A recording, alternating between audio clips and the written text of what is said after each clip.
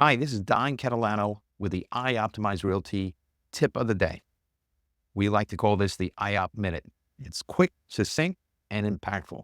So stay tuned. Today, I'm going to talk about the self-help clause. With today's market, with landlords, especially office landlords, being in potential jeopardy, as a matter of fact, a lot of them, 1/3 of them at the time of this recording, are in risk of default. It's very important for tenants to have self-help clauses. Now, what is the self-help clause? And while we talk about this, keep in mind you have to bring this back to your own commercial real estate attorney. But in broad strokes, the self-help clause lets you, the tenant, take over certain tasks that the landlord was supposed to do, but hasn't. A good example of a self-help clause is office cleaning. So let's say your building, it just so happens to be going through foreclosure or the predecessor to that receivership, and there's just not enough money to go around. And building services have dropped off the cliff. But you're still along for the ride. You can't get out of your lease. But you want your office to be clean. You want your people in that office to be happy. If your tenant rep had thought of this in advance, they would have designed, working with your attorney, protection for you through the self-help clause. And in that, you could give the landlord usually a reasonable time in written notice that they aren't doing what they're supposed to do as per the lease. So in this instance, they're not cleaning your office or not cleaning it to the specification that was outlined in your lease. And yes, you really want a written specification. So let's say they haven't done that.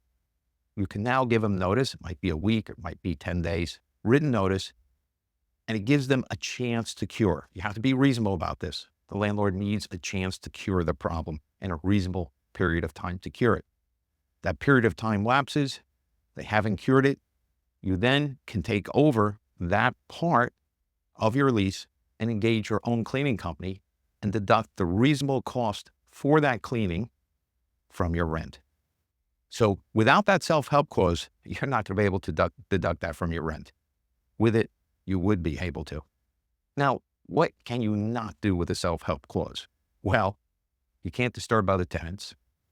You can't create a problem for the landlord for the general building. You can't change the structure of the building. Anything that requires engineering, I don't think you want to touch. So you got to be thinking about this. What is reasonable and what would affect the landlord, the building, or other tenants? You can't really do those things. The landlord could turn around and even though the building's in receivership, the receiver or the landlord, whoever's in control, could turn around and sue you for doing things that would affect them negatively.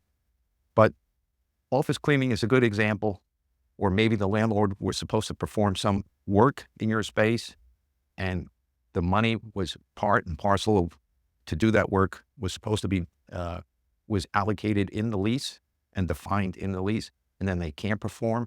Well, there again, a well-drafted by your commercial real estate attorney self-help clause may allow you to step into the landlord's shoes and perform that work. So I want to keep this short and succinct. Don Catalano from iOptimizeRealty. We have plenty of more tips along with this. Thank you so much for tuning in.